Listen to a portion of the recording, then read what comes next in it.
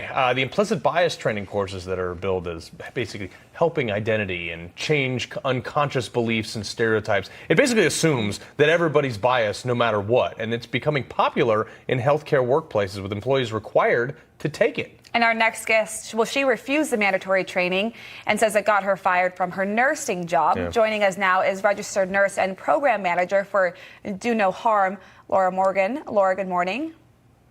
Good morning. It's great to be with you. So you recently wrote an op-ed for the Wall Street Journal detailing what happened to you, and after they said you're not going to do this training, and this basically your big problem with this is like you're implying that I'm biased no matter what, and I'm not. Talk to us about that.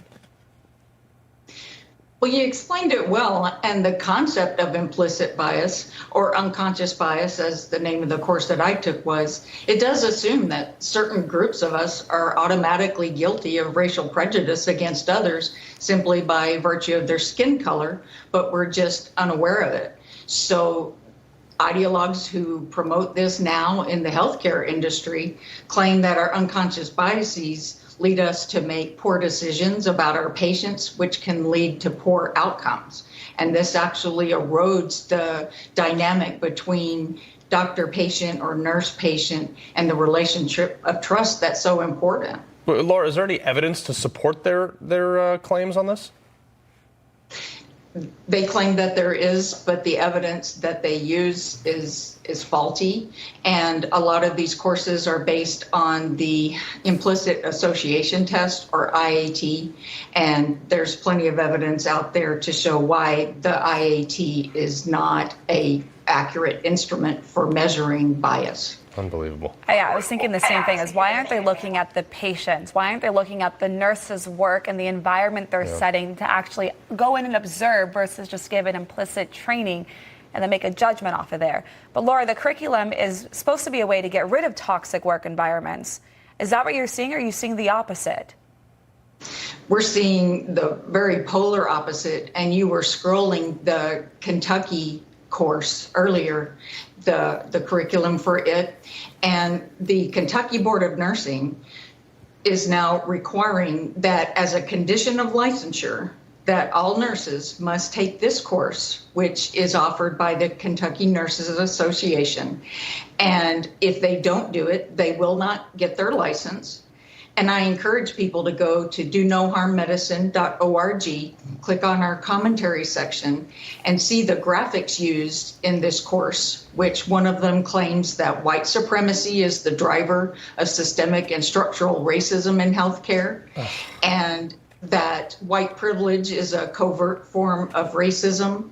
And it tells nurses that our biases place their patients' lives in danger and contributes to modern day lynchings in the workplace. And this inflammatory language just has no place in the profession. It is insane. You were a nurse for nearly 40 years. This is my general overarching problem. And look, I'm probably almost as mad as you are. I mean, you unfortunately lost your job because you said, hey, guys, this is dumb. We live in America where it doesn't matter if you're black, white, blue, green. If me and the poorest American from whatever race gets hit by a bus, we are taken to the same hospital, given the same treatment by the same doctors with the same. Everything to save my life will be the exact same. And they're telling you that you're racist. How in the world are they getting away with this?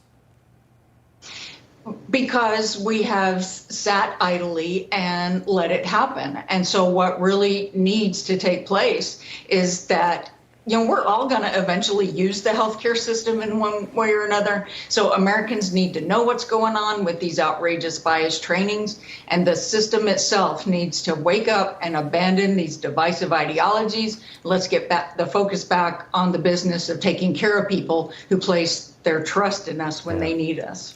Laura, how do you think we can wake up the system? Do we need more nurses to also speak out?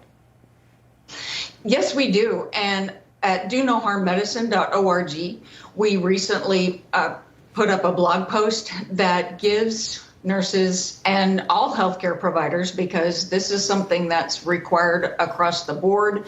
Some states, other than Kentucky, require it for licensure. Michigan requires all nurses and doctors and people with a professional license to take it.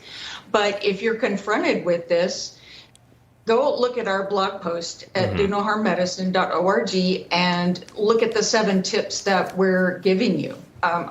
Decline to take it, ask why it's mandatory, and find out what's going on in your organization. No, it'd be nice if they actually came at this with some evidence. Hey guys, we've found that this racial group is being affected by this type of care. They don't have that. Laura Morgan, I'm so sorry you have to go through this. We appreciate you standing up and doing the right thing.